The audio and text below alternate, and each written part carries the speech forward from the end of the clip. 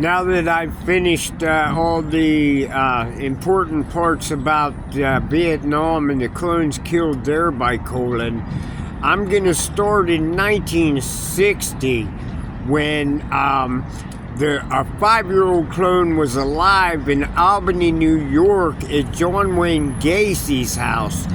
And Mr. Gacy had to get Richard Foland for the clone.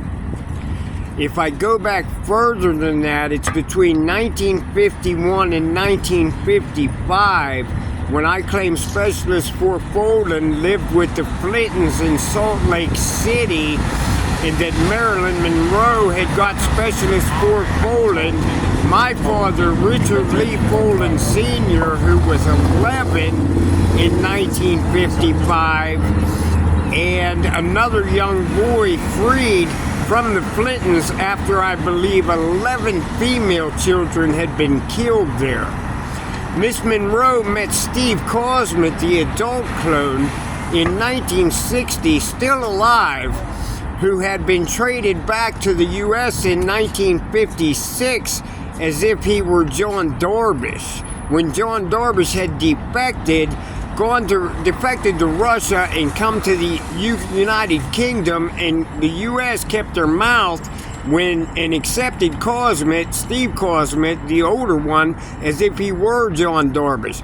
Those two men, Steve Cosmit and Dave Cosmit, or Jack Cosmit, even though Jack Cosmit was still alive, were stomped to death by Rocky Coney and another officer in Baton Rouge, Louisiana, in the entryway of the police department. They had an entrance area and then a window and a door to the right as you looked at the window where the officers' area was.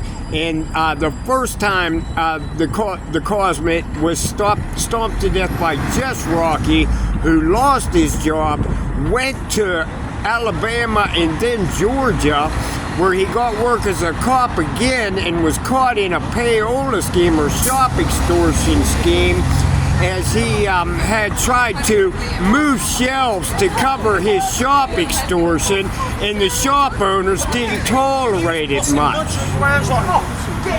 Now, Jack Cosmit, still being alive, had led to Rocky Cosmit's freedom on the other two murders. Richard Lee Foland Sr. knows that much is true, and Rocky Coney knows that for his entire life, even in 2001, he and I could easily talk about the idea that the other John Cosmit was not alive, but was not me either. But John Cosmit was killed in 1983 by Colin Powell in the Calcutta branch of Kent State University at the East Liverpool campus branch behind the Calcutta Sociology building. He was killed out behind the building there in 83 by Colin Powell. Ashley Elias knew who the man was. Other people had known the man, and Sid Barrett had met the man. Others still alive had met Jack Cosmit. Luda, Sharon Tate, who he dated in 1965, is now dead, but Luda, who he dated in Cologne, who had ultimately resided at the house that Colin Powell had sort of tried to absorb his own debts with Mr. Cosmit's money before Mr. Cosmit became an elementary school teacher in East Liverpool, Ohio. There was also another man killed there in East Liverpool, Ohio, across the street from Lawrence Kirby's house. A photograph was taken and put in a body bag, and he was buried in Kirby's yard.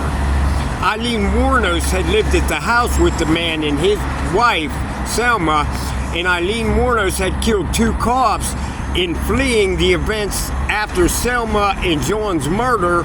A photograph was taken of John, put in the body bag, and he was buried in Kirby's yard. They never reported that Eileen Wuornos was already known to have killed 2 policemen after and then had fled to the local airport there by car.